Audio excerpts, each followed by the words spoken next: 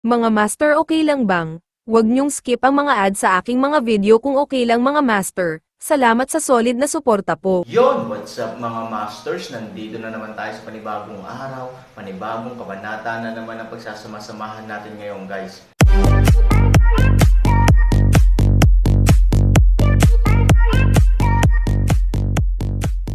Bali mga masters, kung bago ka pa lang po sa aking YouTube channel, please click the subscribe button, lalong-lalo na po yung notification bell guys, para maging connected pa rin tayo sa isa't isa at maging updated kayo sa mga susunod ko pang video.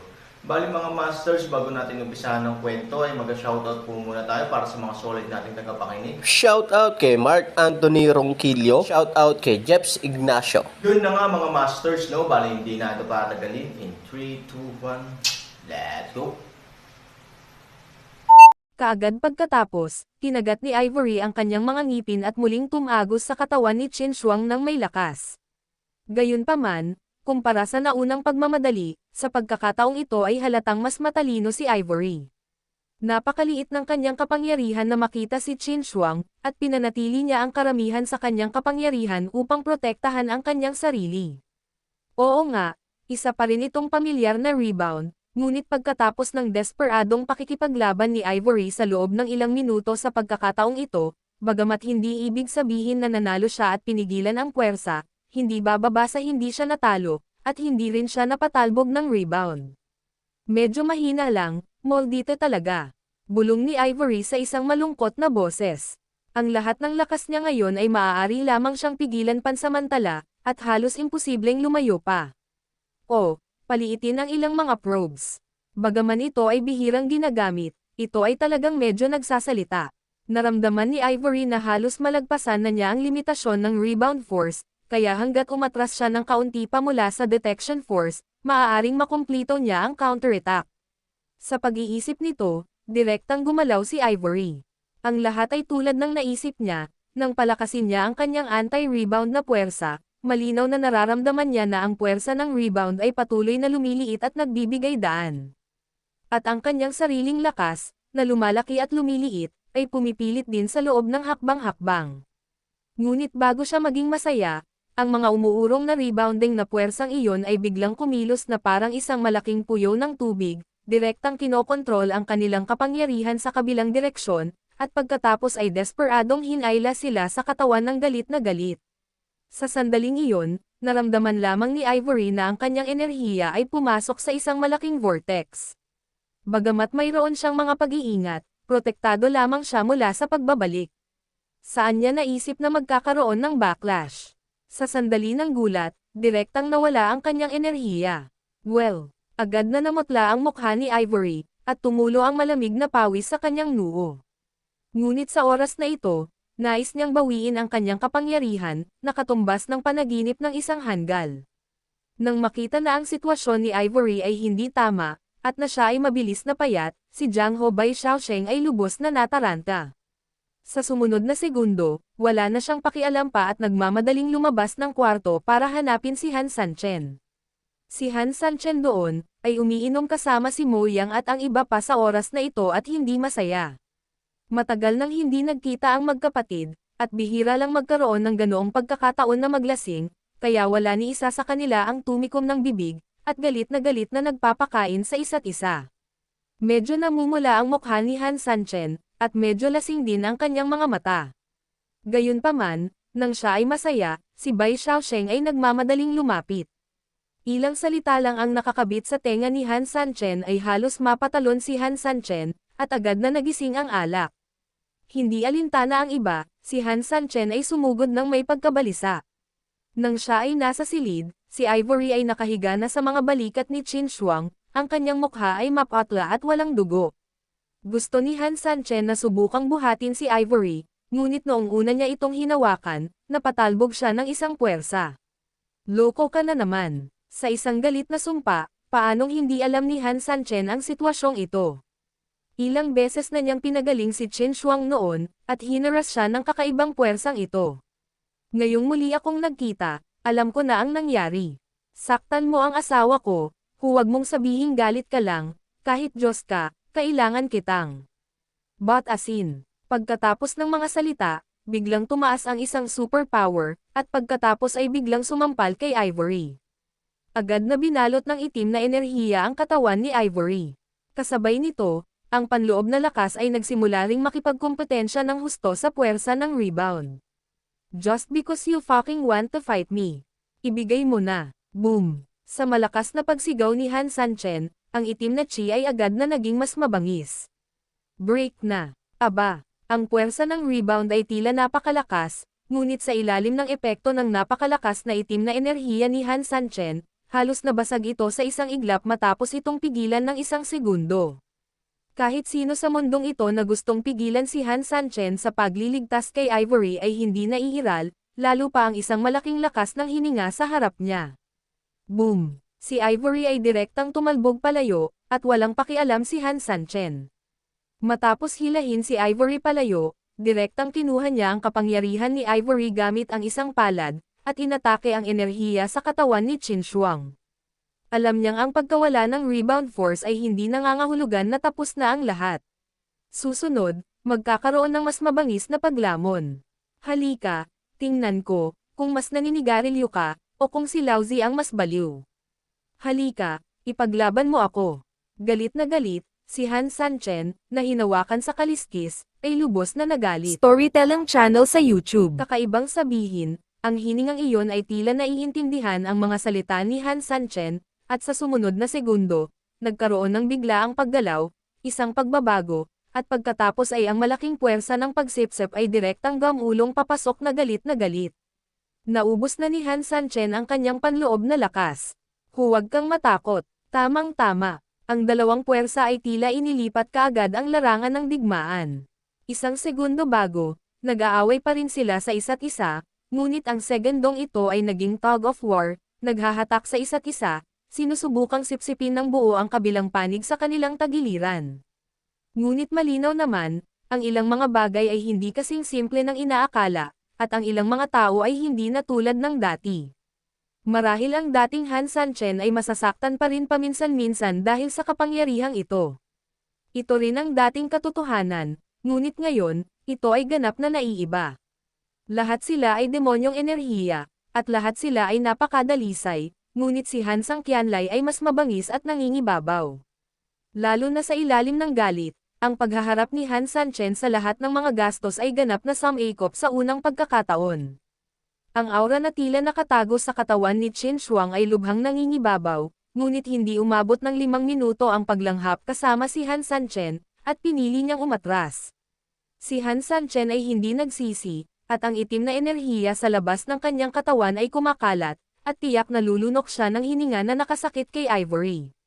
Sa oras na ito, sunod-sunod ding dumating si Nangyo at ang iba pa.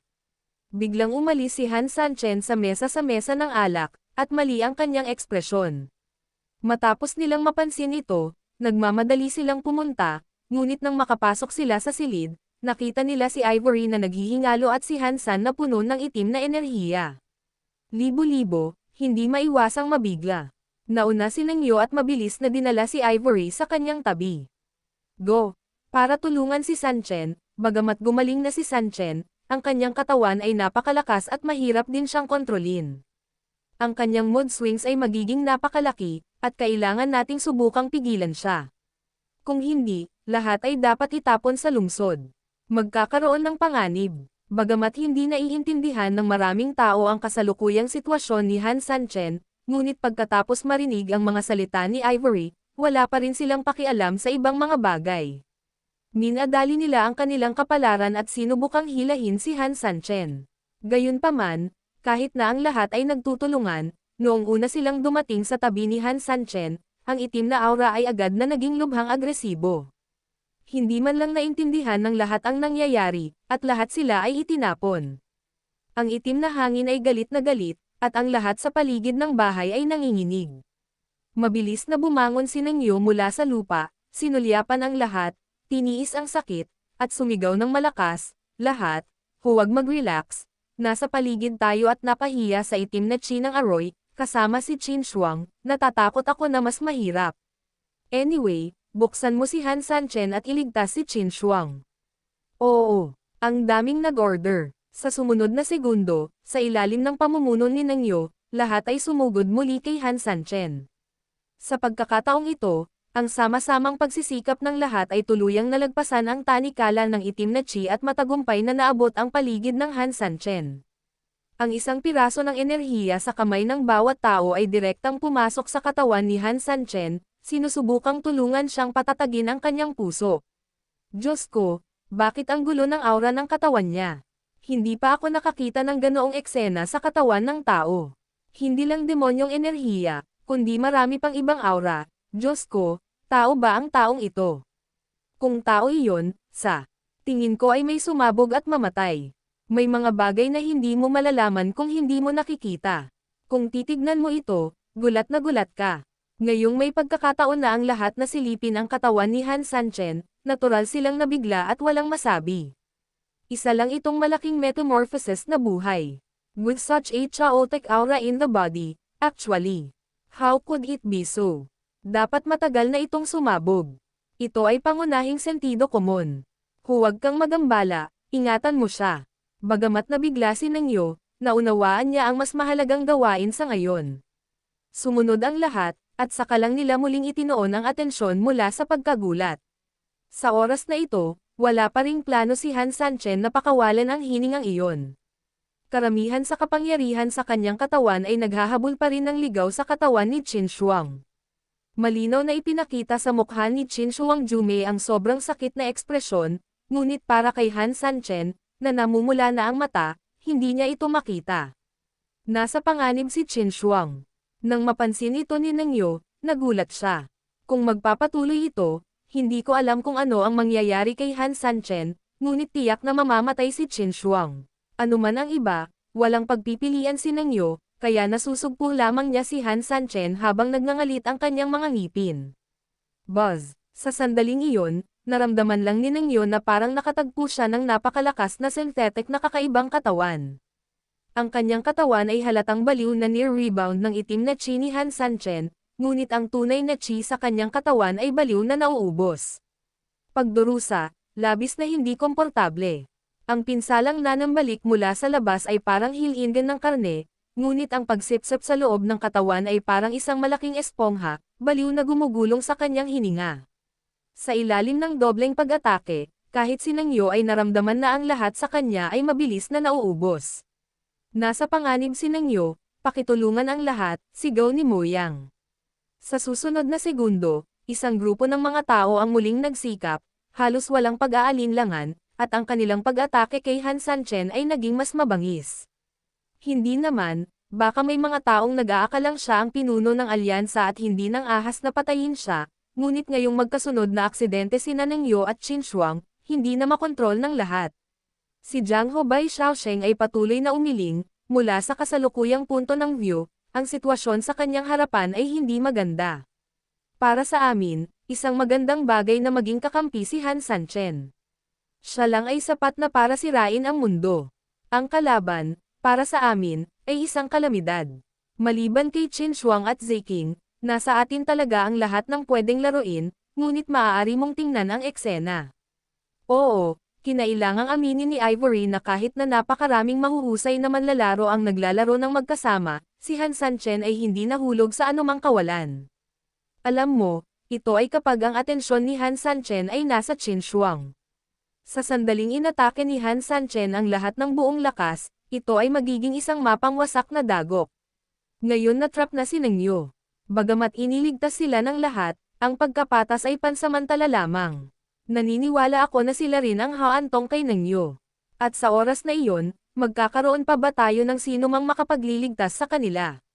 Naunawaan ni Ivory ang sinabi ni Jiang Ho Bai Xiaosheng, at halatang gusto niyang tulungan ang sarili sa oras na ito. Anong gusto mong unahin ko? Ang 3,000 ay halatang hindi makatwiran dahil sa lakas ng demonyo, at ngayon ay ganap na siyang itinatakwil ng kanyang 6 na kamag-anak.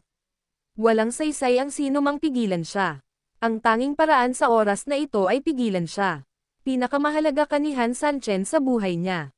Naniniwala ako na sa oras na ito, ang tanging taong makakapagpabalik sa kanya sa kanyang sarili ay ikaw. Tanong ni Ivory, gusto mo bang gisingin ko siya? Malakas na tumango si Jiang Ho Bai Xiaosheng, Ito ang tanging paraan, ngunit malalagay ka sa panganib sa ganitong paraan. Dahil sa kawalang ingat ko. Ano ang kinakatakutan ko kapag nasa panganib ako? At saka, asawa ko siya, at naniniwala akong hindi niya ako sasaktan. Nang bumagsak ang mga salita, direktang nag-regroup si Ivory, at pagkatapos ay biglang inatake si Han Sanchen. 3,000, ako na, gising na. Si Ivory ay nasa tabi ni Han Sanchen at nag-aalalang tumawag. Ngunit sa oras na ito, ang mga mata ni Han Sanchen ay pula pa rin ng dugo, at ang kanyang panloob na lakas ay hinahabol pa rin si Qin Shuang. Yingxia, talunin natin siya ng direkta. Ang ating tunay na enerhiya ay hinihigop niya ng walang kabuluhan, at ang mga puwersang ito ay hindi lamang napigilan, ngunit nagpalakas din sa kanya. Ginamit ni Nang Yo ang lahat ng kanyang lakas at sumigaw ng malakas, daan. Kinagat ni Ivory ang kanyang mga ngipin at pinagmasdan si Qin Shuang na palala ng palala, at direktang. Tinamaan ng Sandian gamit ang isang palad. Boom! Isang muffled sound. Ngunit si Han Sanchen ay parang mga buto ng bakal at bakal, na hindi naapektuhan. Sa kabaligtaran, si Ivory, tulad ni Nang Yo at iba pa, ay na-rebound at na-absorb muli. Si Nang Yo at ang iba pa ay nakapagtiyaga pa rin kahit na ano, ngunit si Ivory ay nasugatan sa nakaraang proseso, paano pa siya magkakaroon ng lakas upang labanan. Direkta siyang sinipsip, at ang isang subo ng dugo ay direktang umagos mula sa sulok ng kanyang bibig. Sandian, nababaliw ka na ba? Ivory yan. Tumigil ka nga. 3,000, tumigil ka, papatayin mo si Ivory ng ganito, pakiusap ko. Sandian. Naghiyawan ang lahat sa gulat, ngunit hindi nag-react si Han Sanchen kahit kaunti. Unti-unti, ang mukha ni Ivory ay kasing putlo ng papel, at ang kanyang paghinga ay naging lubhang mahina. Sa kritikal na sandali, biglang narinig ni Han Sanchen ang isang boses sa kanyang isipan, sa sumunod na segundo, nawala ang mga pulang mata, at ang kanyang buong katawan ay agad na nagising. Sa pagtingin kay Ivory, na galit, biglang napagtanto ni Han Sanchen ang kanyang ginawa. Bigla siyang umatras, this devilish energy. Yun na nga mga masters, no? Bali panibagong kabanata na naman yung natapos natin ngayong gabi. Muli, maraming salamat po talaga sa walang sawang suporta po sa aking YouTube channel na talagang inaabangan nyo po ang bawat upload ko po. Bali mga masters, magkita-kita ulit po tayo bukas ng gabi at ngayon po ay magpapaalam po muna tayo. Bali mga masters, bye-bye!